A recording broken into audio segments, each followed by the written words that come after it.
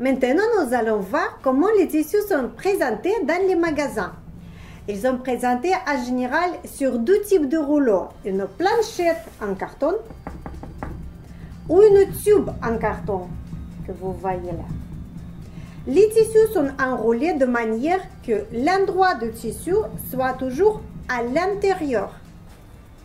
Et sur la planchette, l'endroit du tissu, quand on ouvre cette double couche, ils sont toujours à l'intérieur.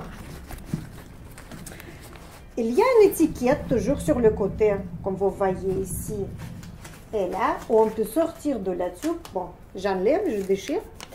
Et nous voyons sur les étiquettes de quoi est composé le tissu, comment il s'appelle, la largeur du tissu, parce que la largeur, vous aurez besoin pour pouvoir bien calculer combien il vous faudra le métrage de tissu pour acheter pour votre ouvrage.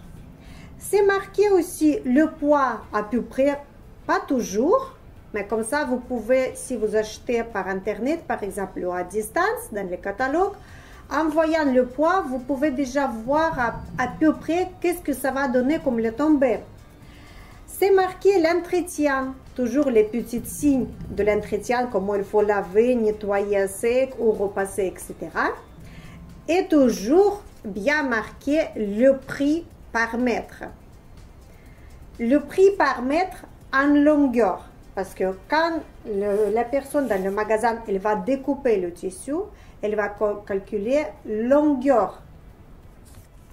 Maintenant, les largeurs du tissu. C'est classique, il y a les standards pour les cotonnades, soieries ou les tissus synthétiques. En général, c'est 90 cm largeur, 1,10 m et 1,40 m. Pour les tissus plus épais, les largeurs sont encore plus grands, 1,50 m, 1,80 m, 2 mètres, des fois 2,30 m. Pour les nombreux tissus à mailles ou les lainages par exemple, il y a souvent les standards de largeur 1,30 m, 1,50 m. Pour les tissus, pour les décorations, on peut voir les tissus jusqu'aux 3 mètres de large.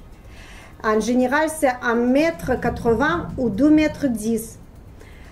Pour les robes de mariée, on peut trouver les largeurs de tissu jusqu'aux 3 mètres.